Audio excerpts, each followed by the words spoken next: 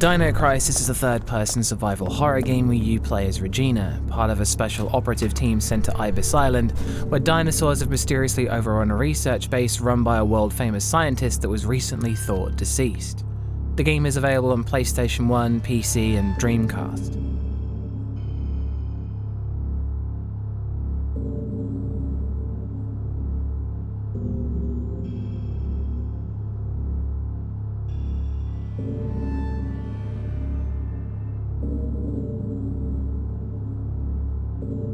Atmosphere. Unlike its close counterpart, Resident Evil, Dino Crisis doesn't use music as often to back up its gameplay, leaving you in the eerie quiet of the facility's halls. But this only makes the apprehension rise much higher when it does start playing, simply because you know something is very wrong.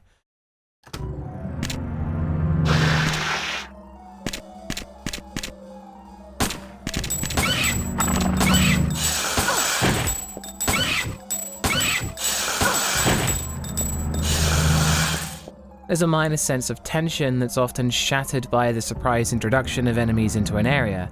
Enemy encounters can be vicious and deadly, and acquiring more supplies can be surprisingly easy, but also surprisingly difficult, as there are lockboxes of useful items around the facility that you need other items to open, putting a lot of stress onto the inventory management that ends up being quite a large portion of the game, but not necessarily in the best way. Dino Crisis can also in places be bogged down with a lot of extra mechanics to both the puzzle solving and the inventory.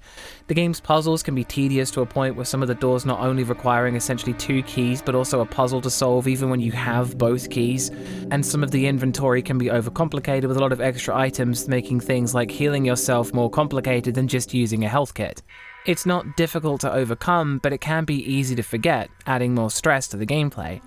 The ammo system also has multiple types of shots, from slug to buckshot to poison and sleep rounds, and since the dinosaurs are already pretty hard to kill, the non-offensive ammunition is sometimes all you have to defend yourself with, which can add to the frustration, but also how helpless you can be to these creatures. The atmosphere isn't oppressive, and parts of it can be dull, but there's a lot of dread that manifests when you realize how difficult to defend yourself it can be, and the intensity of the combat and the sheer number of dinosaurs can have you racked with dread and on edge waiting for the next time you'll hear the combat music. That's one Harry Mason.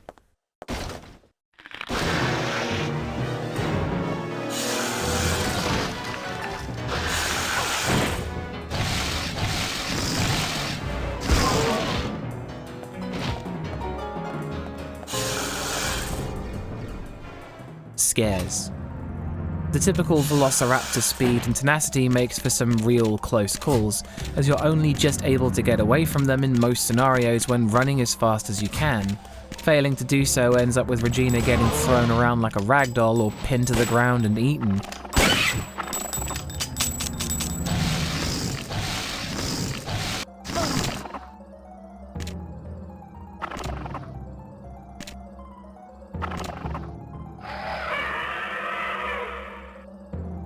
As mentioned earlier, bleeding out is very possible if you don't have the right items to treat yourself with, meaning that even if you survive an encounter with one, you might not do so for very long.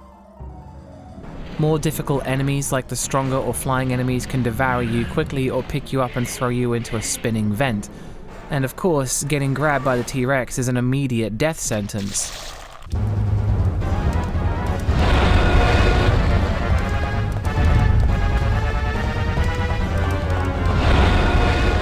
It's not hard to see how powerful and difficult to deal with every variety of dinosaur is, even if the variety is a bit lacking. The game introduces essentially quick-time events where you mash buttons to escape deadly scenarios, and the vagueness of the prompt can be pretty alarming since you don't really know to what effect spamming the buttons will have on your survival. Luckily, the game is pretty generous with continues, infinite saves, and resuscitations to balance out how quickly you can meet your end.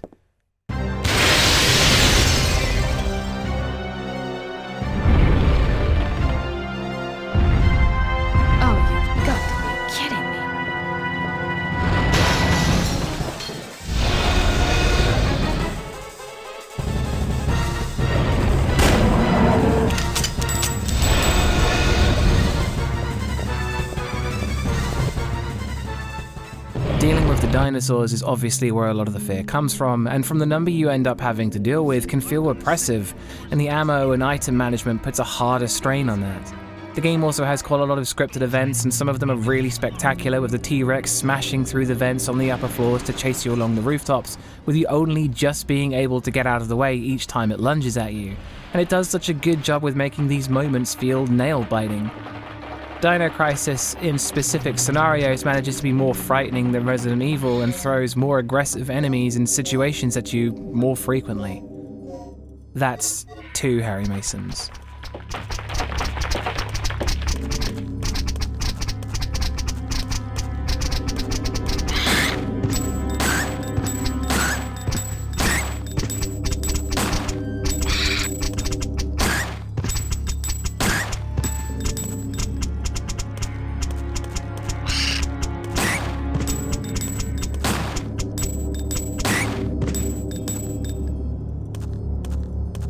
Sound design. The game's audio is very dead. There's a lack of music throughout a lot of the sections of the game, leaving you in an eerie quiet with the sound effects. When the music does come in, like the save room's worrisome but relaxing synths, it reminds you how good the music in the game can be, even though a lot of it is incidental, with 10 or 15-second clips to add dramatic flair to the story events and cutscenes. The combat music for the dinosaurs is an unhinged fluttering of keyboards and the sound of an orchestra dragging its feet, which adds so much tension to being in a room with an enemy.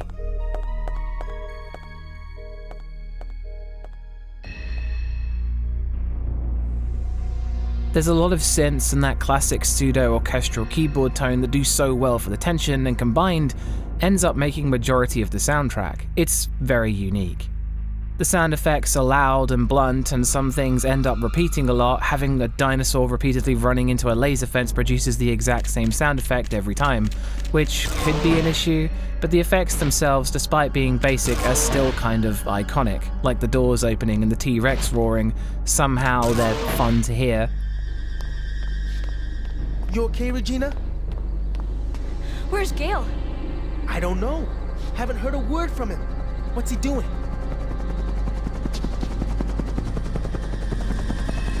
There's voice acting, and whilst it's a step up from Resident Evil, there's still a lot of rigidness in there, with most of the characters having some wooden deliveries, but what else would you expect?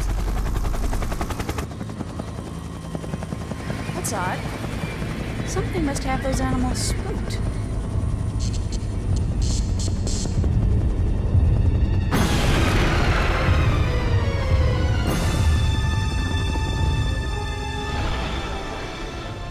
The game seems to have little to no reverb whatsoever, which leads to some of the game sounding unnaturally dead. Gunshots not reverberating at all down a metal corridor isn't something realistically you would expect, but it could be just a limitation of the time. Dino Crisis' audio isn't hugely amazing, but it's still great when it needs to be. That's 3 Harry Masons.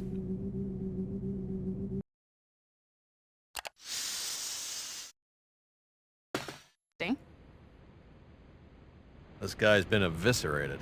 Something tore his intestines straight out. Look at those tooth marks.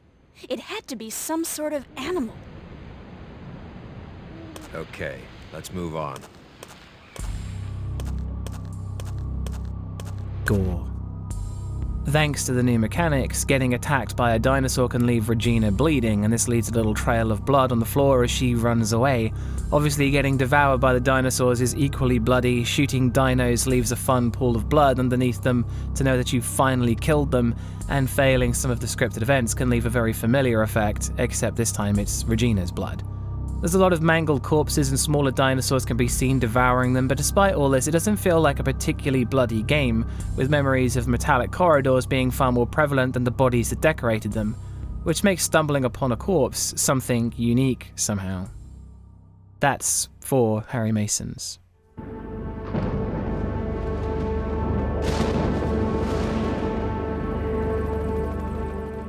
Story. Regina and the rest of the operatives land on Ibis Island after their inside man discovers that a weapons research facility is harboring a famous scientist who was working on some new type of energy that supposedly died in an accident 3 years ago. But after landing on the island, it becomes very apparent that there's more here than the scientists and research labs.